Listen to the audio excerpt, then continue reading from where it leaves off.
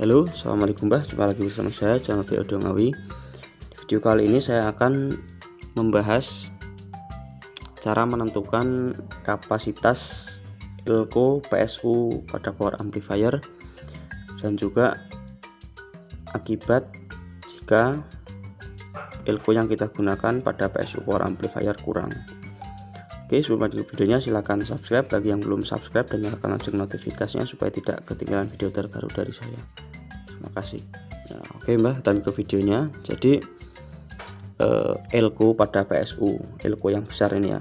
Jadi apa sih sebenarnya fungsi dari elko ini? Jadi fungsi pada elko pada PSU power amplifier itu adalah sebagai filter atau saringan penyaring tegangan. Nah, jadi output dari trafo ini kan tegangannya volt AC ya. Sedangkan power amplifier kita itu membutuhkan tegangan volt DC. Nah, maka untuk menyarahkan tegangan tersebut, tegangan VAC menjadi volt DC itu membutuhkan dioda kiprok supaya menjadi searah ya. Nah, saat penyarahan ini setelah tegangan volt AC disearahkan pakai dioda, pakai kiprok, maka elko ini dia fungsinya sebagai filter atau sebagai saringan untuk tegangan tadi supaya tegangannya itu benar-benar bersih. Jadi setelah disearahkan dari VAC ke volt DC langsung difilter pakai elko, baru masuk ke power amplifier. Nah, itu ya jadi fungsinya. Lalu fungsi yang lain adalah sebagai tandon atau sebagai simpanan listrik lah, simpanan listrik supaya supply setrum ke kit power itu tidak terlambat. Jadi enggak langsung trafo, jadi ada tandonnya, ada tampungannya, ada pembantunya seperti itu. Nah, lalu gimana sih jika elko yang kita gunakan itu kapasitasnya kurang ya? Apa yang terjadi? Nah, maka yang terjadi adalah antara lain suara yang tidak maksimal. Maksudnya suaranya itu seperti ngedrop. Suaranya itu ngedrop terutama pada nada-nada rendah, nada bass, atau saat power amplifier kita bunyikan dengan volume yang tinggi itu akan drop, suaranya akan seperti hilang gitu loh, seperti hilang sebentar karena elko nya ini kapasitasnya ini kurang. Jadi saat terkena hentakan yang besar atau suara yang tinggi, maka seperti suaranya itu ngedon, suaranya itu hilang, suaranya itu kurang strum ya, istilahnya seperti itu. Atau bisa juga terjadi bassnya yang nggaber ya, bassnya itu tidak bisa mantap. Nah, itu bisa juga terjadi karena elko nya yang kurang, kapasitasnya kurang, kapasitas dari PSU power amplifier yang kita gunakan itu kurang. Lalu yang selanjutnya bisa juga trafo menjadi panas. Trafo menjadi panas. Kenapa bisa terjadi? Karena elko ini itu dia ibaratnya pembantu trafo untuk menyuplaikan arus ke driver. Jadi trafo ya masuk sini. Nah, di sini itu dibantu dia. Jadi disimpan dulu di sini, dimasukkan sini, lalu ditabung atau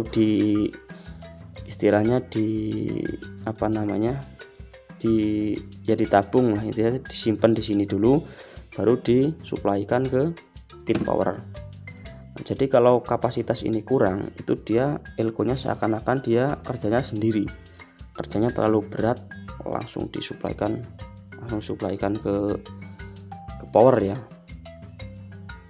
Jadi otomatis trafonya ini tuh dia bekerjanya berat, akhirnya panas. Lain ceritanya kalau kapasitas dari elko ini tercukupi, maka strum yang ada di sini itu banyak. Jadi kerja trafo itu tidak langsung hentakan tapi santai, karena di sini masih ada strumnya. Jadi seakan-akan dua yang bekerja itu. Nah, seperti itu. Jadi fungsi elko ini sebagai selain sebagai filter juga sebagai tandon strum ya, tandon strum atau penyimpanan strum sebelum disuplaikan ke power amplifier, seperti itu. Nah, lalu berapa sih jumlah yang harus kita tentukan atau kapasitas elko yang kita tentukan untuk kebutuhan dari trafo kita, trafo yang kita gunakan? Sebenarnya saya juga belum menemukan rumus yang pasti, tapi ada rumus yang sering dipakai oleh teman-teman untuk menentukan kapasitas elko pada PSU power amplifier. Itu adalah dengan 1 ampere dengan 2200 mikrofarad. Jadi 1 ampere trafo itu minimal menggunakan 2200 mikrofarad. 2200. Jadi kalau kita menggunakan 5 ampere ya tinggal kita kalikan saja. Lebih banyak jumlah mikrofaradnya atau kapasitas elko maka lebih baik. Tapi tentunya pengeluaran akan semakin besar seperti itu. Maka teman-teman harus pintar-pintar dalam memanage hal tersebut supaya hasil yang didapatkan bagus tetapi dengan pengeluaran budget yang pas, seperti itu.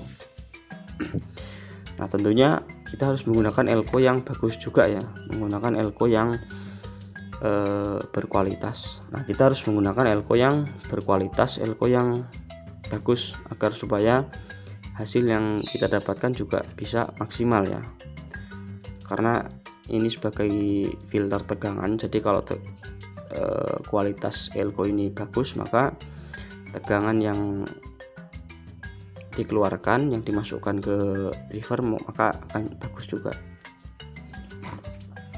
Lalu untuk voltase elko ya, itu teman-teman usahakan voltasenya lebih tinggi daripada voltase yang kita pakainya. Misalkan 25 VAC ya, kita gunakan di sini yang lebih tinggi.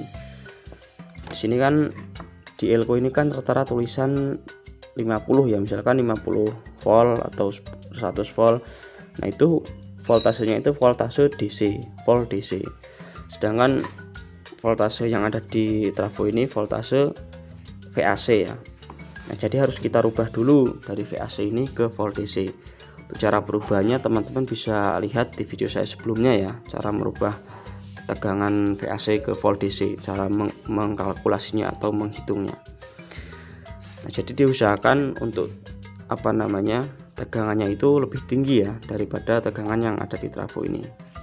Misalkan di sini 45 VAC, itu maka akan terbaca setelah melewati kiprok akan terbaca 63 volt DC. Kalau kita pakai 50 volt ya, karena kalau belum disearahkan itu kan seakan-akan besar ini ya, oh ini 45, ini 50, berarti kan besar ini, wah aman ini. Nah, jadi tidak seperti itu, jadi harus disearahkan dulu. Misalkan 45 VAC, searahkan pakai dioda jadi 63 volt DC. Kita pakai 50 volt, tentu tidak aman.